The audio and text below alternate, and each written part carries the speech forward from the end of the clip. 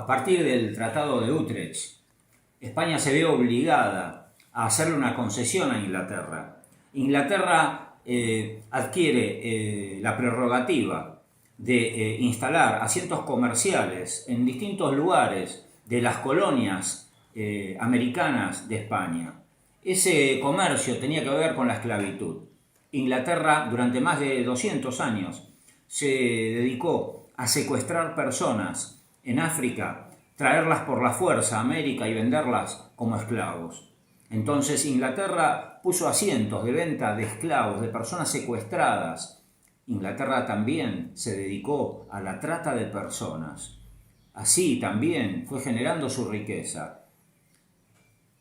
Inglaterra entonces estableció un asiento comercial de venta de esclavos por autorización del colonialismo español en la ciudad de Buenos Aires. Duró algo más de 50 años nomás, hasta más o menos 1760. A ese lugar se lo conocía, se lo llamaba, donde estaban los ingleses vendiendo personas, se lo llamaba el Retiro de los Ingleses.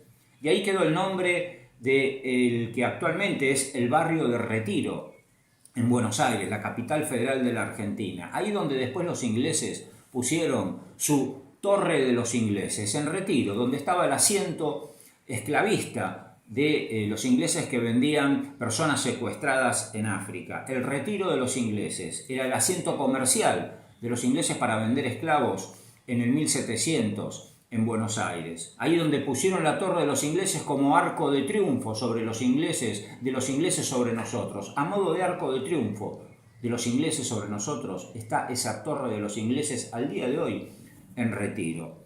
Cuando el asentamiento esclavista de los ingleses en Buenos Aires llega a su fin, de todos modos quedó un núcleo duro de comerciantes ingleses en la ciudad de Buenos Aires, y es desde ese núcleo duro de comerciantes ingleses que persiste hasta los días de la Revolución de Mayo, que se empiezan a enhebrar las logias locales dependientes de la Gran Logia de Londres, y es entonces que Inglaterra cuenta con adictos locales para empezar a infiltrar la política de nuestro país, y es Inglaterra, al igual que lo hizo en Estados Unidos, que termina fomentando, desatando, provocando las guerras civiles argentinas.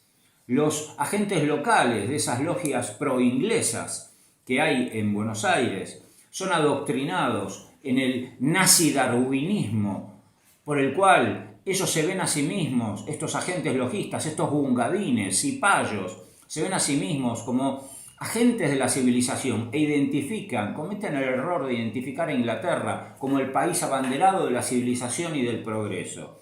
Entonces, esos nazi-darwinistas pro-ingleses de las logias identifican a Inglaterra y sus planes como la civilización y ven al pueblo argentino, a nosotros, al país de los argentinos, como la barbarie. Entonces, como son nazi-darwinistas, porque postulan la supervivencia y el mando del más fuerte para justificar sus crímenes, directamente postulan eliminar a lo que no es acorde al modelo civilizatorio, entre comillas, falso, mentiroso, de los ingleses. Ahí es cuando Sarmiento, uno de ellos, le ordena a Mitre que mate a todos los gauchos que pueda.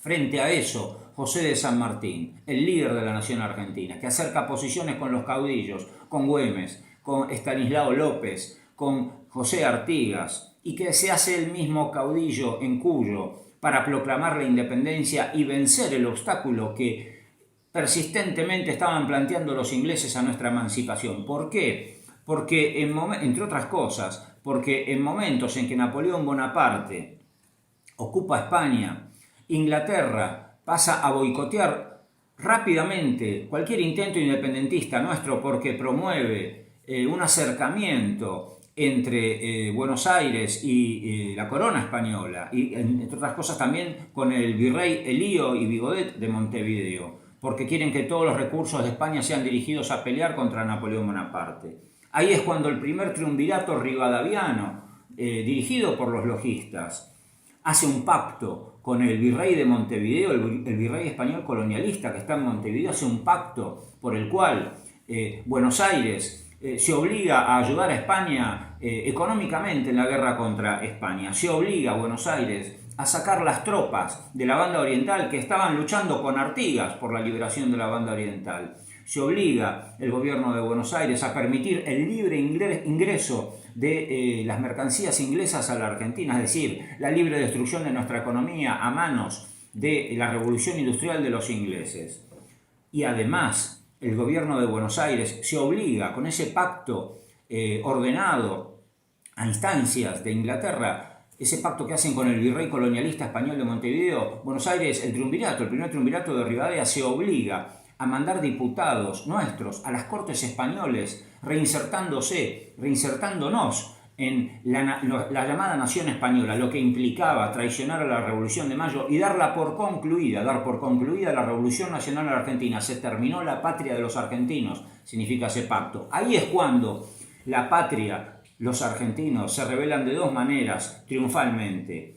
Con José Artigas, que con los orientales se niega a aceptar ese pacto y hace la gesta llamada La Redota, donde se ubican en las orillas del río Uruguay y se sostienen la posición beligerante. Entonces ese pacto cae por su peso. Y lo otro es cuando José de San Martín impulsa hasta lograrla la declaración de independencia en el Congreso de Tucumán.